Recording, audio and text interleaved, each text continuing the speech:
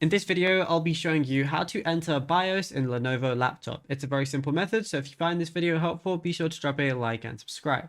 But anyways, getting into it, it's very simple to go ahead and do this, and you can do it on any Lenovo laptop that you have.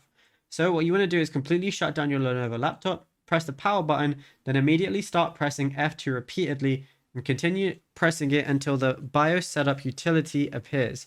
This is the most common method on Lenovo laptops. What you could also do is use the Novo button.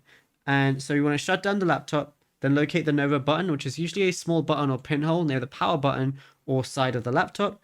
Then press the Novo button using your finger or a paperclip. Then the Novo menu will appear. Then select BIOS setup using the arrow keys and then press enter. Now you can also enter BIOS through your Windows settings. So what we can do is open up our settings.